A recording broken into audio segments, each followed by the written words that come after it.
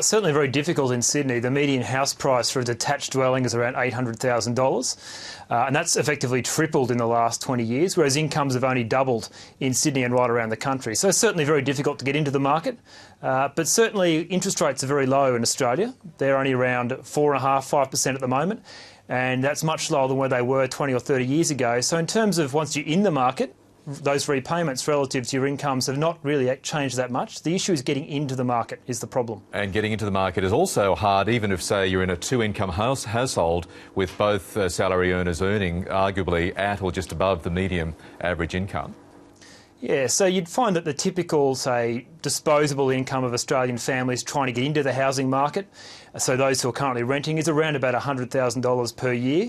Across the whole, all of households, it's more like around $75,000, but that includes pensioners. So certainly $100,000 compared to $800,000 is a bit of a stretch, and those repayments are very high, but it's really is getting that deposit together in the first place that's the real challenge. And how do you do that, other than if you've got generous parents or access to a pot of money somewhere outside the banking system? Certainly generous parents would help, but of course there's also the expectations matter.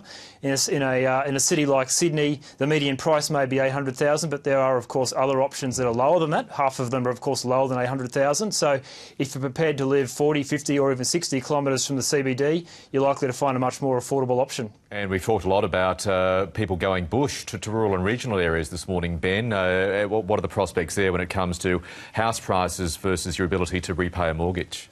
Well, certainly there's no comparison in terms of house prices. If you're, say, in a regional city such as, say, Orange or Goulburn or indeed even Canberra, perhaps, the house prices are much lower than Sydney, but your chances of having a strong income are probably not nearly as high as they would be in, say, Sydney. If you compare to, say, a regional town like Yass or Dubbo or Orange, your income won't be nearly as strong as that in Sydney.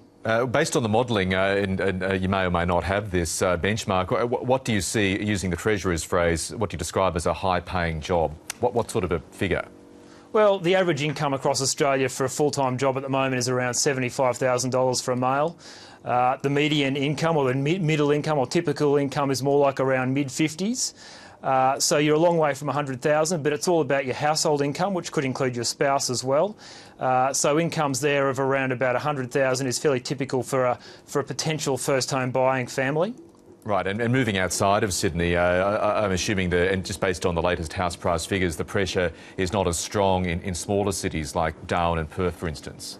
No, so as a ratio of house price to income, Sydney's around about a ratio of 8, which is dramatically higher than in the past, but also dramatically higher than, say, Melbourne, which is around 6, which is the most next expensive. And then the rest of the capital cities are anywhere between about 4.5 for Hobart up to about 5.5 for Perth.